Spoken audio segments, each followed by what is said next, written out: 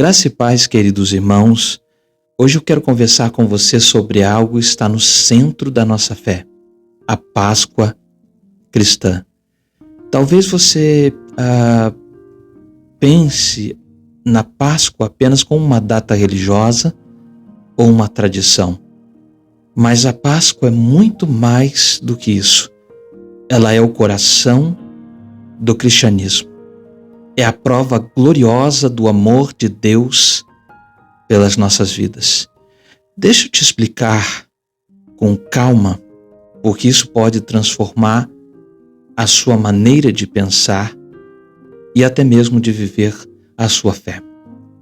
O primeiro ponto importante que eu quero ressaltar aqui é que a Páscoa é o cumprimento de uma promessa antiga.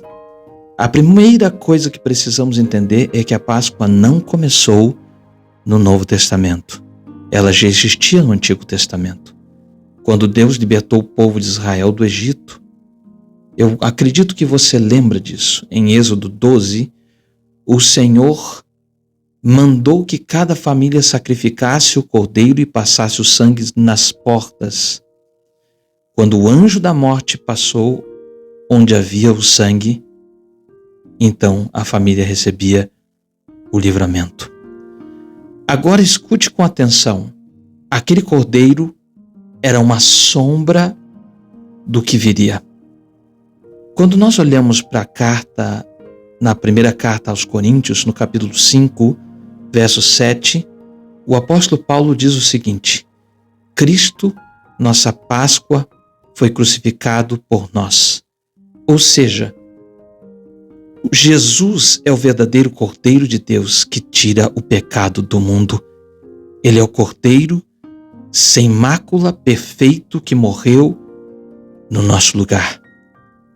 E o sangue dele não está em portas físicas, mas está sobre a nossa vida. E o que esse sangue produz? Produz justificação. Nos redime do pecado.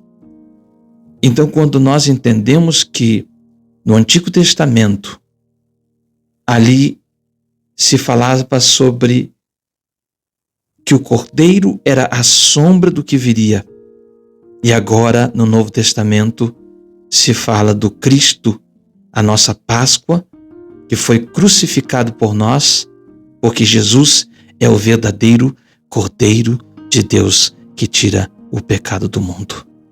O segundo ponto importante a falar sobre a Páscoa é que a Páscoa é a vitória sobre a morte e o pecado. Agora escute essa verdade tremenda. Jesus não apenas morreu, mas ele ressuscitou, ok? A ressurreição aqui é o clímax da Páscoa. Quando nós nos deparamos com o texto de João 20, o capítulo 20 nos conta que no terceiro dia, bem cedo, o túmulo estava vazio. E sabe o que isso significa?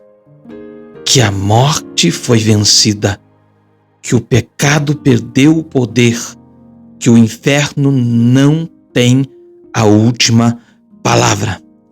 Veja bem o que a carta, na primeira carta aos Coríntios, o que o apóstolo Paulo diz sobre isso, no capítulo 15, verso 17. Se Cristo não ressuscitou, é vã a nossa fé, mas ele ressuscitou, e porque ele vive, nós também viveremos.